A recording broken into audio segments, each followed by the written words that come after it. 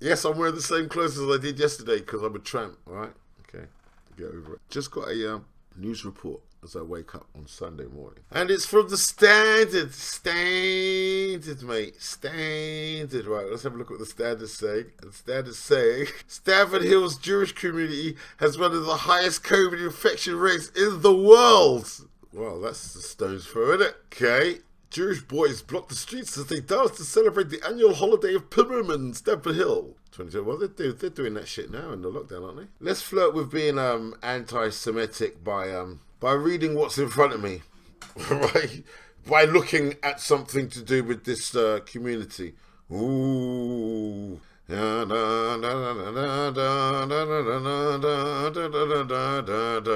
Jewish Orthodox community in Stamford Hill has been hit by one of the highest reported rates of COVID-19 in the world to date, according to research. Across the UK, the proportion of people who have tested positive for COVID-19 stands at 7%. However, among 15,000 people in Stamford Hill's Jewish community, there's 75% for working-age adults, according to a report by the London School of Hygiene and Tropical Medicine. Dr. Michael Marks, who co-authored the research, said only a handful of studies have demonstrated similar rates. One of them was in Manaus, on the banks of the Amazon in Brazil. Community leaders in Stamford Hill have appealed to people celebrating the Jewish festival of Purim this week to observe social distancing rules so as not to trigger a new spike in infections. Related, wedding crashes, 400 guest party broken up by police in Stamford Hill despite COVID rules. The 2020 Purim celebrations, which marked Jews escaping persecution in Persia 2,000 years ago, Hebrews, anyway, is believed to have triggered a rise in infections as the community came together.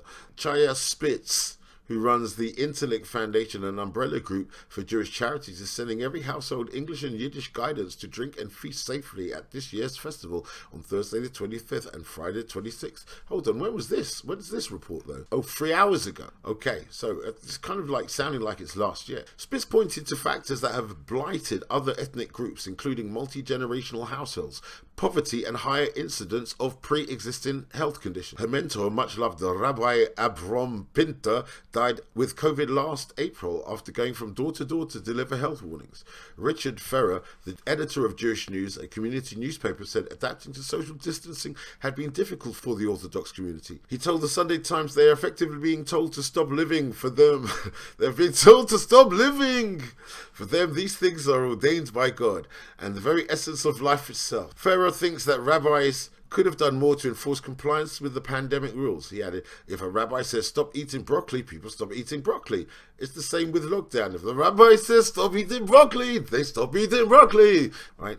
In January, a wedding of 150 guests took place at Yosordei HaTorah Senior Girls School, a strictly Orthodox charity Jewish school in Stamford Hill. Ephraim Mervis, whose chief rabbi is the leading representative of that British Jewry, described it as the most shameful desecration of all that we hold dear. He added, at a time when we are all making such great sacrifices, it amounts to brazen abdication of responsibility to protect life, and such behavior is abhorred by the overwhelming majority of the Jewish community. However, community leaders say weddings and other events are rare, and most people are sticking to the rules. 3 wards with strictly Orthodox populations now have lower infection rates than neighbouring areas, according to Hackney Council data. 3 wards with strictly Orthodox populations now have lower infection rates than neighbouring areas. That's contradictory, isn't it? Didn't they just say, hold on, what's the headline? Let's stop, let's go back. What's the headline? Stamford Hill's Jewish community has one of the highest COVID rates in the world. Scroll down. They don't have one of the highest COVID rates in the world. Last weekend, Hatzolah, a Jewish medical charity, ran a vaccination drive for Jews and non-Jews alike. At least 350 people attended, including Nadim Zawi, the Baghdad-born vaccine minister. Yoel Friedman, who helped run the event, told the Sunday Times, we do in fact feel most people are keen to get the vaccine as soon as possible and join the national effort to defeat COVID-19. What a very, isn't that weird? What a very, is that me? Did you read that at the same, isn't that weird? Stamford Hill's Jewish community has one of the highest COVID infection rate standard. That's what it says. That's what we're leading with there, right? And then by the time you get down to the bottom, it's not so bad. They break the rules, and then they say it's not that bad, and then oh we're going to get vaccinated. That's what I'm getting from that. Evening Standard today, right? And by John Dunn, right, 3 hours ago, okay? Stamford Hill's Jewish community has one of the highest COVID infection rates in the world, okay? Right? That's what it says, right? That's not me. I'm not going, oh, I'm not doing anything. I'm just reading the headline, right? Headline says Stamford's Jewish community has one of the highest COVID infection rates in the world, right? If it was Irish, I'd try and put on an Irish accent as well. But anyway, yeah, whatever. Yeah, what are you trying to say? What are you trying to say? All right, okay, that's what it says at the top, right? Everyone can read that. All right, boom. Okay, let me scroll down. Let's have a look at this. Across the UK, the proportion of people who have tested positive for COVID-19 stands at 7%. Across the UK, it's 7%. However, among the 15,000 people in Stamford Hill's Jewish community, it is 75% for working age adults, according to a report by the London School of Hygiene and Tropical Medicine. Okay? So, 75%. Right, working adults, 75%. That's what it says there. So basically, Purim's about to come up, right? And they don't want everyone to do the mass on-street celebrations in this time. But then it just goes on to say, hold on, in January, a wedding with 150 guests took place. What, just like that, standardly, yeah? Hold on a second, we were on a lockdown. We were on a lockdown. But just brazenly, oh yeah, 150 guests just turned up. Right, boom, okay. They're not caring. They don't seem to be caring, do they? Are you reading the same thing I'm reading?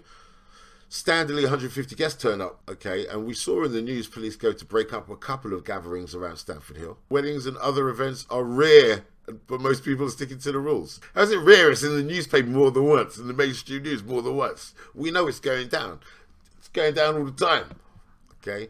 What you need to do is get the bus up the hill, and Purim's coming up, so let's see how the police deal with that. Apparently the fines have been tripled, right, for organising mass events, right? And individual fines have been tripled as well, haven't they? Okay, right, well, let's see this one go down, right? Let's see the fines go down. Purim's about to go down. If they were all out on the street doing those mass parties on the street and dancing like this, if this is going down, right? Just going down like this, there's got to be some arrests, right? There should be some arrests coming, right? If the law is to be applied even-handedly, right?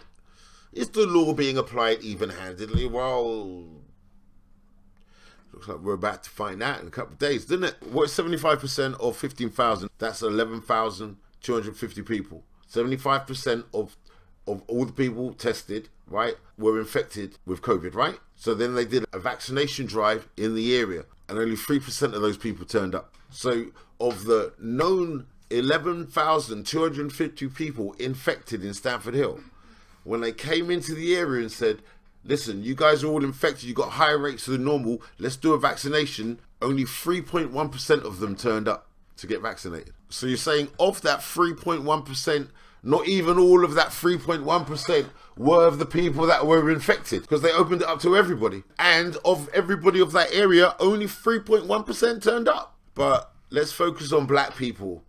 Right? There's vaccine hesitancy among black people. Do you see what I'm saying? Like, they give you the numbers here. Across the UK, the proportion of people who have tested positive for COVID-19 stands at 7%. Across the UK, it's 7%. However, among the 15,000 people in Stamford Hill's Jewish community, it is 75% for working age adults, according to a report by London School of Hygiene and Tropical Medicine. 75% of 15,000 and it's 11,250. That's how many people have tested positive for COVID in that little area that they showed that they did a test. Then they did a vaccination drive in that area. Only 350 people turned up, which is 3.1% of those infected. So don't talk about why aren't black people taking it when those are the numbers. Only 350 people with that many people infected. You can't talk about black people not taking this shit.